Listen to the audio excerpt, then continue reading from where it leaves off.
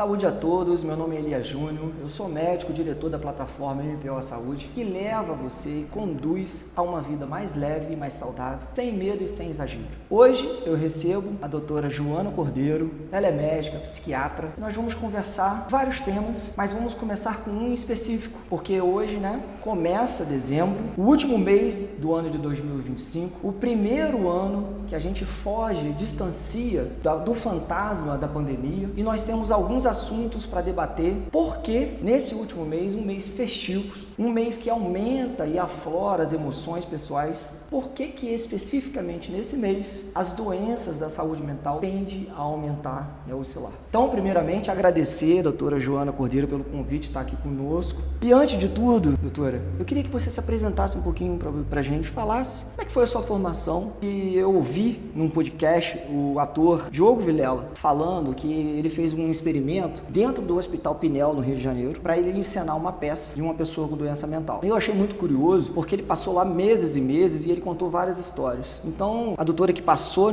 por esse período de graduação e depois da especialização, provavelmente dentro de vários hospitais psiquiátricos, queria que você falasse um pouco como que foi essa formação da psiquiatria em si. Seja bem-vindo. Obrigada, doutor Elias. Eu agradeço a oportunidade da gente conversar e conseguir trocar ideias sobre esse tema tão curioso, essas questões que parecem contraditórias. Então, um mês de verão, um mês festivo, um mês de celebração e, ao mesmo tempo, um mês de aumento de sofrimento para muitas pessoas. Então, embora pareça contraditório, a gente vai conversar sobre isso para conseguir dar algum sentido para essas questões. E para que as pessoas possam ir ouvindo e se identificando e sabendo também como lidar melhor com todos esses desafios de dezembro, A questão que você colocou do Pinel eu achei interessante porque eu tenho nostalgia, porque eu fiz meu estágio optativo no IPUB, no Instituto de Psiquiatria do FRJ, que é ao lado do Pinel. É do lado, na Praia Vermelha ali do lado. Exatamente, que eu adoro aquela região do Rio. E é um lugar com muita tradição na psiquiatria, então eu estava fazendo minha formação em São Paulo, eu fazia USP Ribeirão Preto. E em vez de fazer optativo no estado de São Paulo, que é maravilhoso, eu falei, eu vou para o Rio também, que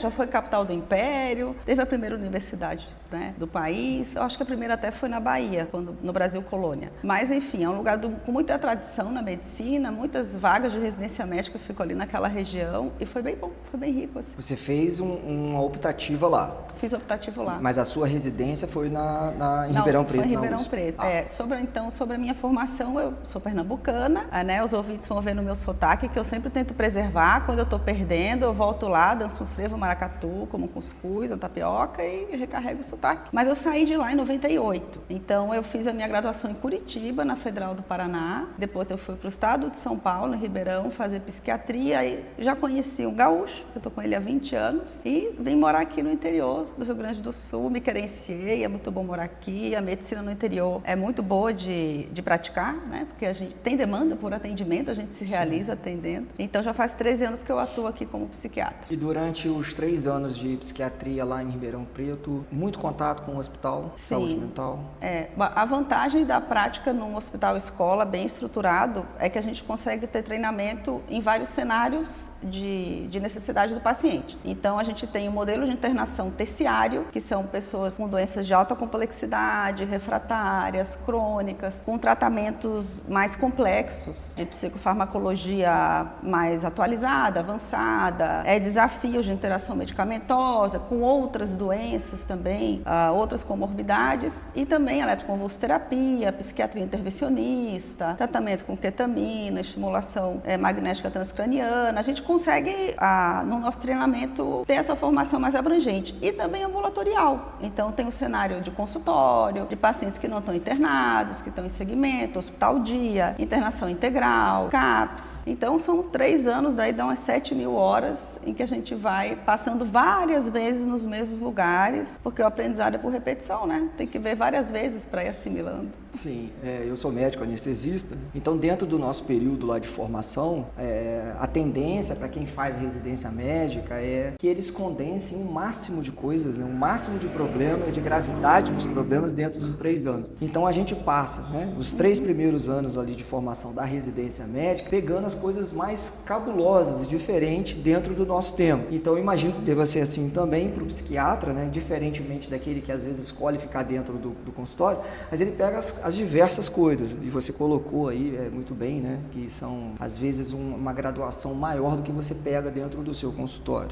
Acho que isso é o que a residência é para isso, né? É para isso, para te jogar no nível mais alto dos problemas, para você ficar preparado e passar por isso. Perfeito. Isso aí. Legal. Então, assim, voltando um pouquinho ao tema agora, a respeito do aumento das doenças mentais nesse mês mais festivo do ano, que é o mês de dezembro. O que explica isso? O que está por trás disso? Qual é a raiz desse problema? E por que você enxerga isso? No nosso país, a gente tem fatores estressores, então as pessoas ficam com mais demanda e mais desafios, e as pessoas vão ficando mais vulneráveis, aí além dos seus limites de processamento, de manejo das demandas diárias, e assim as pessoas podem ir adoecendo. Porque todo adoecimento acontece quando a gente esgota os nossos mecanismos compensatórios. Então, seja um adoecimento metabólico, ou por hipertensão, ou endócrino, ou o cérebro nas emoções também é assim. Então, quando eu sou impactada por demandas do meio, né, o meu cérebro ele tem formas de lidar com isso, de digerir, processar, se posicionar, tomar decisão, resolver problema, suportar cenários e situações que não têm solução e que eu tenho apenas que lidar com problemas, conflitos, perdas. Mas se eu carrego cargas muito grandes durante muito tempo, eu posso ter fraturas internas, né? Eu posso quebrar, eu posso lesionar. É como a gente compara mesmo com uma lesão bem concreta física. Então, a sobrecarga, uma lista grande de problemas, quando ela vai se somando, ela leva a pessoa ao adoecimento. Cada um tem uma vulnerabilidade. Tem pessoas que vão ter vulnerabilidade a ter um surto psicótico, outras vão ter crise de ansiedade, outras vão ter uma depressão, que pode ser o primeiro episódio, pode ser já uma depressão recorrente.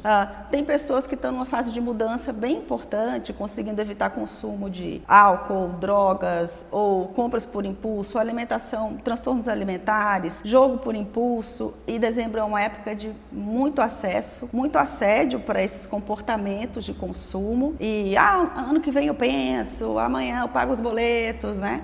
Então, e faz as pessoas recaírem em comportamentos que são nocivos, que trazem vários prejuízos e que são alvo do tratamento no consultório. E também é um período de mais estresse, porque quem passa por lutos, então a pessoa que ao longo do ano viveu uma separação, está em crise conjugal, está se separando, ou seja, dissolvendo a sua família, ou está em luto, perdeu alguém muito importante, né, na família primária, vai ter uma exacerbação desse sofrimento no mês de dezembro, porque é um mês que remete família. É um mês também ligado à religião, então é um mês sagrado, desses encontros sagrados familiares. Quem tem conflitos também, que a família é esse lugar, que é o nosso porto seguro, mas também é o lugar, às vezes, dos grandes conflitos, ao mesmo tempo, tudo junto e misturado. Então, é uma época de encontros, em que as pessoas se sentem mais questionadas pela família, aqueles questionários, né, aqueles checklists que familiares interessados fazem, mas às vezes é invasivo. O que você está fazendo? Está namorando? Já casou? Já teve filho?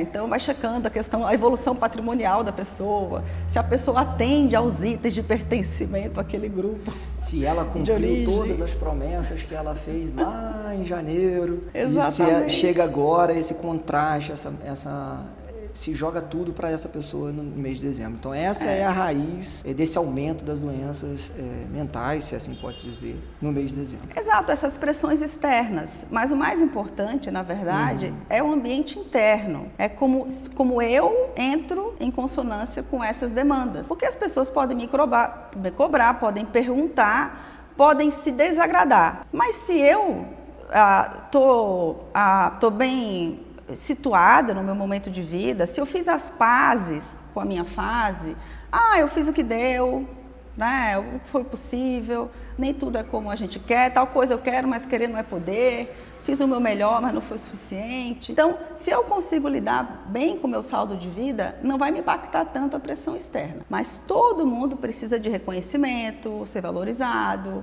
todas as pessoas têm essa necessidade de pertencimento, de admiração. Então, a gente, ao mesmo tempo, também é vulnerável às opiniões. Ninguém está blindado, né, da opinião externa, tá? Até porque dezembro, ele é um mês que sempre vai existir. E as pessoas, né, estando vivas, vão passar por ele.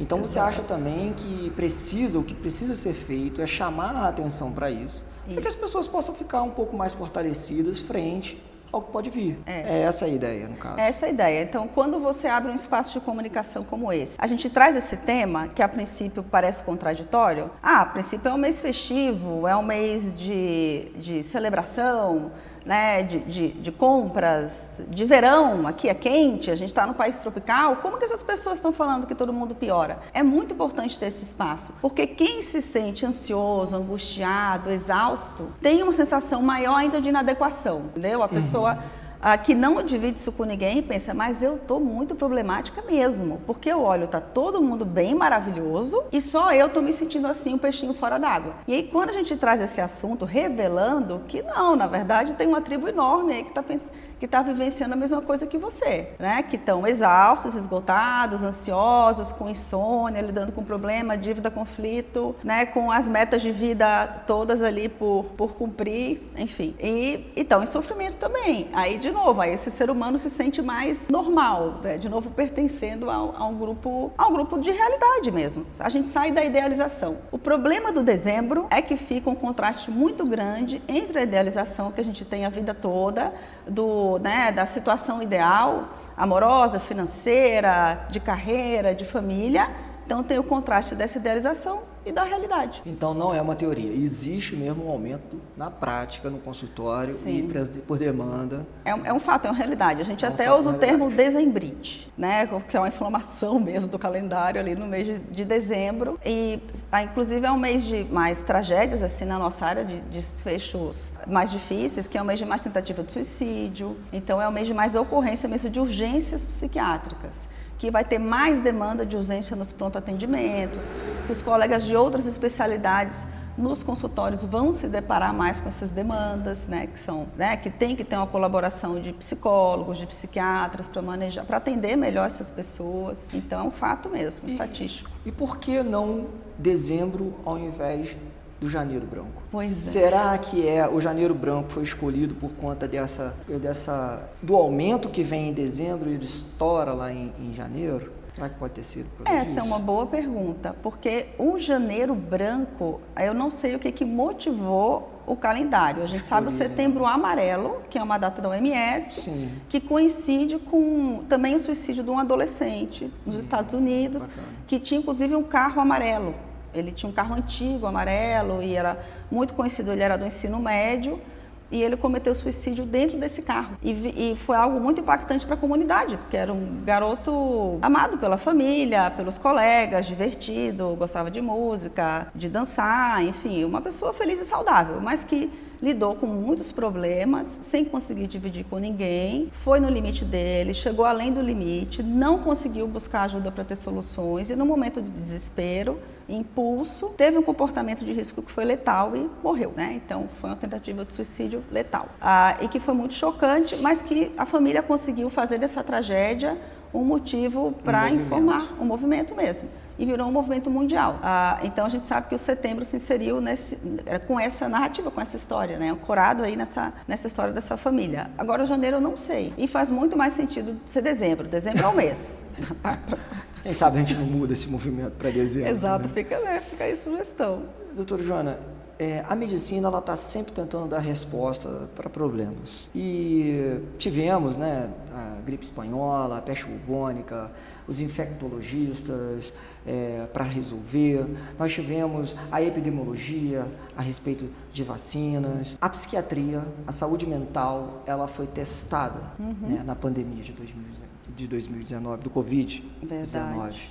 Passado agora alguns anos, e talvez esse, né, 2025, seja o primeiro que a gente afastou de fato esse fantasma. Como é que é a saúde mental? Como é que a psiquiatria se saiu? Qual é o balanço que você faz dos profissionais, da psiquiatria? O que poderia ter sido feito diferente? Onde que vocês acertaram? Onde que poderia ter sido melhorado? Qual é a sua opinião sobre isso? A pandemia ela deixou muito evidente a necessidade do investimento em criar saúde, tá? A criar bem-estar e como que a gente pode se proteger de esgotar as nossas capacidades mentais, porque a pandemia foi uma situação dramática, de morte em massa, de realmente da gente presenciar pessoas muito próximas enlutadas, né? Teve muitos órfãos que perderam pai e mãe, famílias que perderam mais de um filho, então amigos, a gente perdeu colegas, então o pessoal que trabalha na área de saúde viveu esse drama de estar servindo, estar no plantão e estar se infectado e estar morrendo. Muita gente.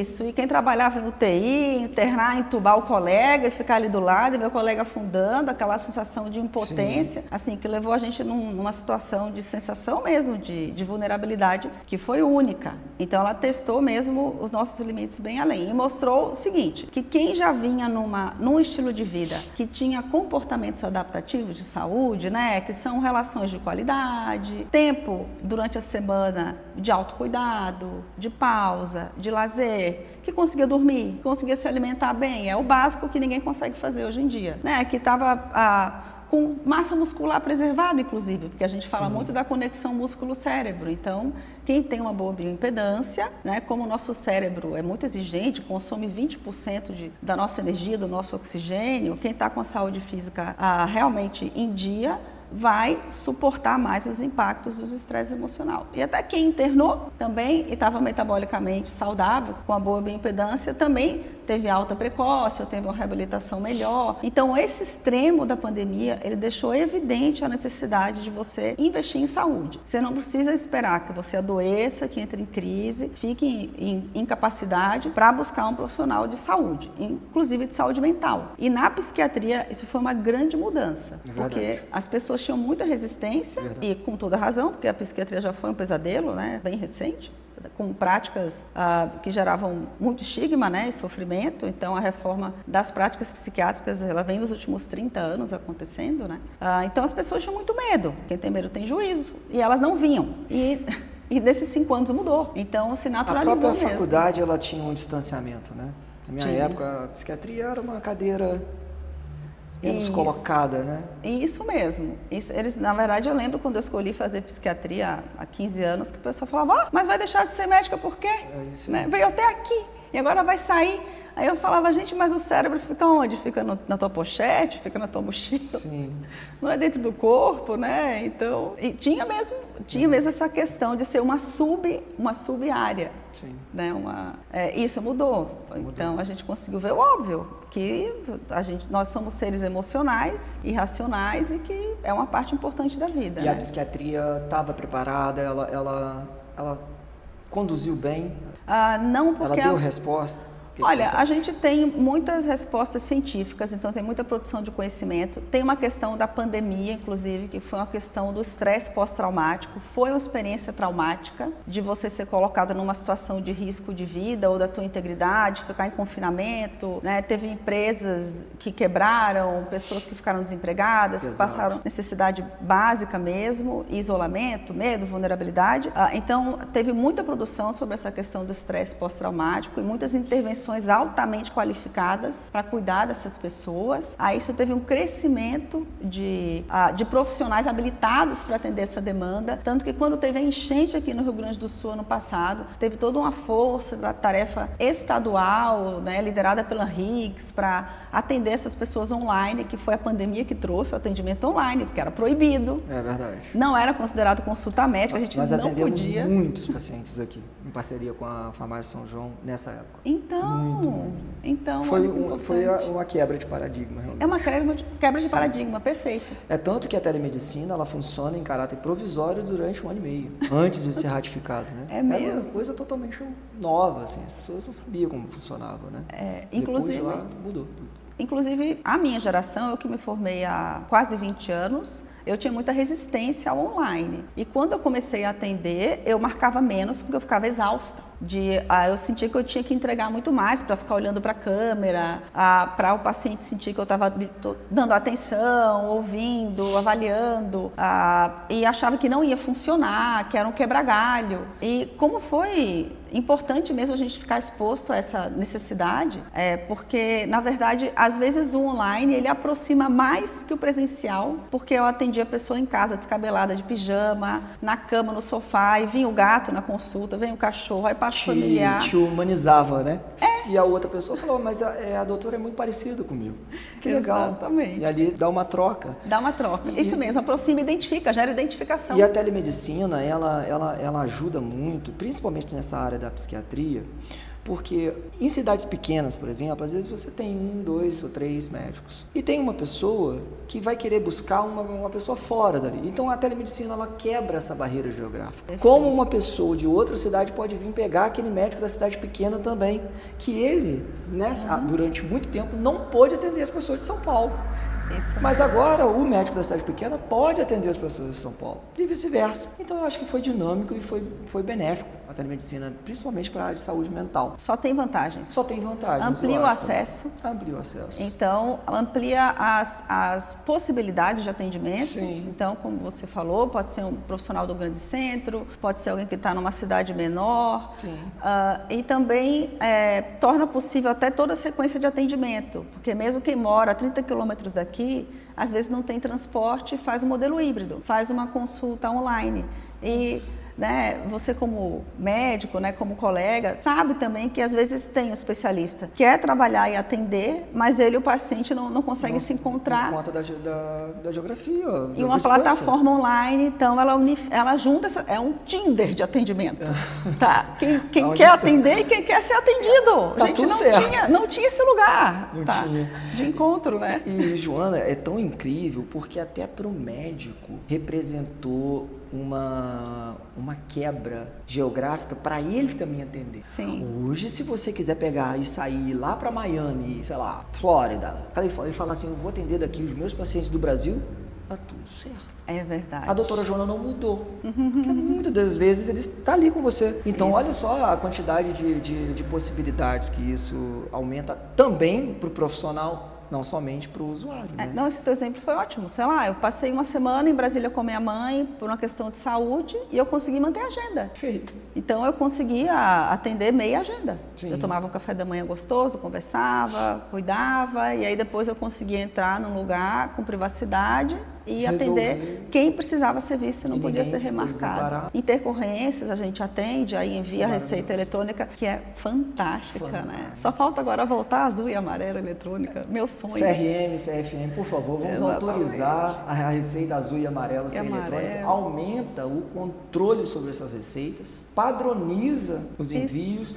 e nunca mais vai ter paciente usando receita falsificada na farmácia. Eu não sei porque o CFM tem essa relutância de fazer isso. Eles acham que isso vai fazer com que os remédios, que são prescritos no azul e amarelo sejam mais prescritos.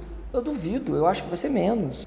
Porque não é a dificuldade de se enviar por correios ou fazer a receita que vai controlar ele. Você chega em qualquer lugar do Rio de Janeiro e São Paulo lá, você vai achar essas receitas jogadas assim dentro dos PSF. Qualquer um pega um bloco daquele e leva.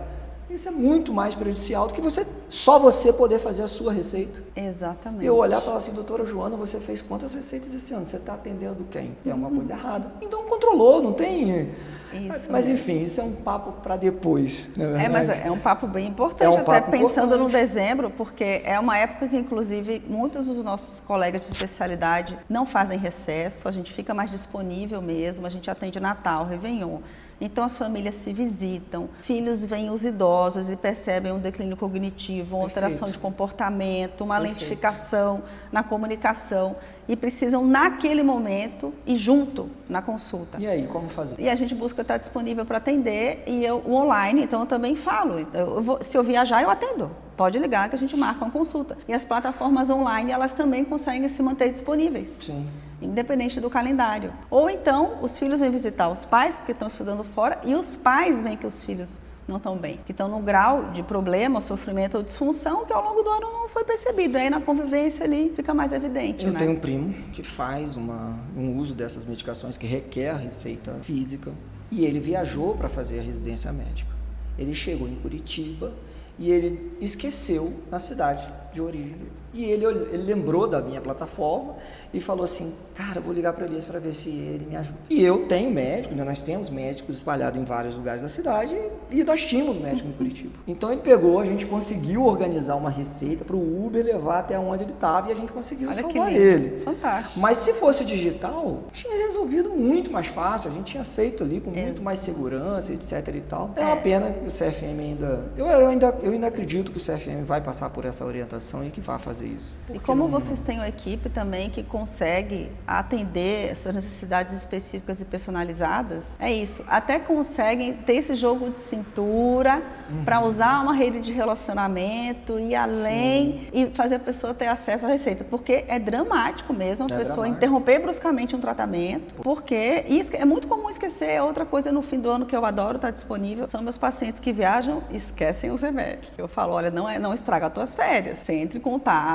que a gente vai fazer a receita. E a amarela e a azul, que não tem eletrônica, eu faço a receita, tiro uma fotinho, escrevo uma cartinha para o colega clínico geral do pronto-socorro. Para ele poder tentar prescrever. Para ele prescrever. Deixa o meu telefone, né? Deixa um coraçãozinho, peço por favor, a gente faz a mediação. Mas não tem necessidade, né? Seria muito mais fácil se isso fosse de forma eletrônica. Mas ficar sem o medicamento não é opção, né? Não é porque a pessoa não vai conseguir. Se a gente está mal, a gente nem resolve o que é ruim, nem aproveita o que é bom. Então, aí você perde um período fundamental de descanso, né? De entretenimento, de criar memórias, então... Eu vou aproveitar que está nesse tema medicamento e eu queria te fazer uma pergunta de uma medicação que não é especificamente do ramo da psiquiatria, mas que eu acho... pelo que a gente tem visto, uma certa correlação, que é o Monjaro. Ah, fantástico. Eu queria que você colocasse a sua opinião como médica, psiquiatra. O que você acha da medicação? O que você tem visto sobre os efeitos dela, principalmente nessa questão de saúde mental? Na verdade, a questão alimentar, ela já é um capítulo da nossa especialidade, né? Então, a questão dos transtornos alimentares, seja os mais conhecidos, que são os restritivos, a anorexia, que é o não comer, né? E começar a emagrecer de forma patológica e perigosa, até chegar a uma morte súbita, ou a bulimia, que é comer em quantidade muito exagerada e vomitar e ter outros métodos purgatórios, mas também tem transtornos que são bem mais prevalentes na população geral, que é uma sensação de descontrole, alimentação por impulso, uma ingesta calórica muito acima da necessidade, e aí que gera culpa, gera conflito. Mais ansiedade. Ansiedade, aí depois gera fissura, aí gera recorrência em comportamentos que a pessoa jurou para si mesma que evitar. Isso, essa sensação de descontrole mesmo, quero mas não posso, quero mas não devo, né? Enfim, tira a qualidade de vida. Então, isso é comportamental. Tem até um termo da própria nutrição, que é a nutrição comportamental. Tem nutricionistas que eu adoro, que falam que são nutripsicólogas ou nutripsicólogos, que eles já entenderam que para atender um paciente com plano alimentar, tem que avaliar os comportamentos alimentares, as crenças, os gatilhos de descontrole e recaída. Também entender que comer um porcarito, um hiperpalatável, que não tem benefício nutricional nenhum, é saudável, não tem que ser o padrão da nossa alimentação, mas o prazer é uma necessidade essencial e a gente come uma coisa só porque é uma delícia mesmo, né? Sim, é verdade. Não é porque vai construir músculo, ou vai isso, ou vai aquilo, né? Então, ter essa flexibilidade é saudável. Então, realmente, a questão alimentar, ela está muito permeada pelos comportamentos e emoções, e crenças, né? E a parte emocional. E tratamentos mais modernos, como o Monjaro, eles deixaram isso muito evidente, porque criou-se até um novo termo técnico, que é o ruído alimentar, ou food noise, que é aquela ruminação que a gente tem de desejo de ficar pensando na comida toda hora. E a gente não tinha esse termo técnico, as pessoas queixavam em consultório, eu não quero comer, eu não aguento mais ficar pensando em comida. Mas eu preciso, tá? Mas eu fico pensando em comida. Aí eu vou na geladeira e como para ver se eu consigo silenciar esse pensamento obsessivo, intrusivo, essa ruminação relacionada à comida. E aí é que nem coçar, na verdade. Quando você tem um pensamento, uma ruminação, e você põe fermento nesse ruído. Vai aumentar, vai coçar mais. Retroalimento e vai... Até você fazer uma úlcera ali, ó. Então, não... E aí o Monjaro é maravilhoso, porque ele silencia. Ele fecha esse aplicativo. É verdade. Ele te dá o poder da escolha. É lindo. É lindo. É lindo. Não é eu quero, mas não posso. É. Não quero. Estou satisfeita, estou saciada. A medicina, né? ela deu respostas para várias coisas, de forma até que plausível. Mas é óbvio, eu não tenho uma experiência tão vasta assim na medicina, na literatura, mas eu observo que para a obesidade e para essa ansiedade, o Monjaro, né? As canetas, como de forma geral, mas eu acho que o Monjaro está um pouco acima das outras, como o Igov e o Ozempic, por conta do menos efeito colateral. A tirzepatida, que é o Monjaro, ele é um fenômeno, assim. Ela foi certeira. É interessante que é uma evolução, né, que começou ali Desde, né? Eu lembro que o remédio que o pessoal usava para emagrecer era a sibutramina. Isso, a Cibutra que tá valendo, viu? A Cibutra. Baratinha, para muita gente funciona. Pois é. Então, para muita gente, mas tem um grande público, enorme público, que não vai funcionar. Não vai funcionar. Não vai fazer nem cosquinha. Mas isso era o que nós tínhamos de moderno há um tempo atrás. Exatamente. A gente deu um salto. Ou topiramato, bupropiona. Sim. Mas, na verdade, eram até fármacos que tinham uma função de bula, a gente usava off-label. A sibutramina que é mais específica mesmo. É um dual, assim como alguns antidepressivos, mas a gente viu que não tinha ação para depressão nem ansiedade, era usado especificamente para alimentação. E você ainda usa ela? Uso, para emagrecimento especificamente? Sim, para emagrecimento especificamente. Porque a gente entendeu que a literatura fala isso de forma bem contundente na psiquiatria, que abandono de tratamento na nossa especialidade é por ganho de peso, por disfunção sexual. E quando a pessoa tem uma experiência de apatia emocional, de se sentir travado emocionalmente, né? Porque eu digo, às vezes o dentista ele vai te anestesiar para você não sentir dor, mas aí também você não sente o toque, você não sente, né? Entendo, claro. Você tem um bloqueio e às vezes o psicofármaco fazia esse bloqueio emocional. Isso assusta o paciente e claro que ele vai abandonar o tratamento. Sim. Então, faz parte do trabalho do especialista encaixar bem a prescrição para que ajude sem causar esses barulhos. E a questão do ganho de peso e aumento da fome, tem muito medicamento maravilhoso que causa o aumento da fome e ganho de peso. E aí a gente associa bastante esses outros medicamentos, como sibutramina, como topiramato, como bupropiona. Agora, medicamento que reduz o apetite pode causar uma euforia, ansiedade, insônia, né? Porque o hipotálamo regula o sono e regula a fome. Aí eu tiro a fome, né? E tiro o sono. Então, e o Monjaro não. O Monjaro não. Isso é lindo, esse mecanismo. Nessa vertente aí de tirar a fome e desregular o sono, talvez as linhas das anfetaminas. Isso mesmo. No caso, o que tem se usado muito, Sim. Se usava mais, eu acho, que é para perder de peso, as meninas, as mulheres, o público mais feminino tinha usado mais, que era da questão da... Me faltou o nome agora. A gente usava, agora, a única que do tem TDAH. No país é a lisdexanfetamina.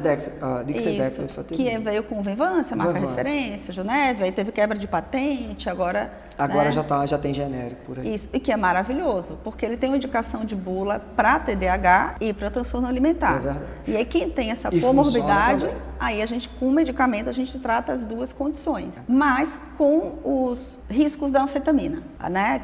Que às vezes um uso irregular vai causando uma tolerância, uma necessidade de aumento de dose. Aí a pessoa começa a ter efeito colateral, fica ruim com ele, aí tenta reduzir, fica pior sem ele, porque precisa daquele efeitinho positivo que ele dava. E aí a gente fica num nó mesmo de tratamento e tendo uma opção como o Monjaro, que pode ser usado junto. Pode, sem nenhum problema. Eu consigo tratar o TDAH reduzindo a dose da anfetamina. Perfeito. E consigo tratar a demanda alimentar, metabólica. Sem né? interferir no sono do paciente. Sem interfere no bolso também, né? Porque aí eu estou falando uma coisa caríssima. As duas medicações são caras. As duas medicações são caras. Sendo que, né? Talvez esse seja o grande problema dessas medicações, né? A questão econômica por trás dela, né? Isso mesmo. Você ainda não consegue fazer isso. Você não consegue prescrever com tranquilidade. Acho que o médico passa muito por isso, principalmente no Brasil. Você não pode sentar na frente de um paciente e não ter a sensibilidade de olhar e perceber ou até perguntar se você vai poder passar aquela medicação. Exato. E se aquela medicação, se você vai poder passar a genérica ou não genérica. Você tem que ter essa sensibilidade. É um fator que dificulta também dentro do consultório?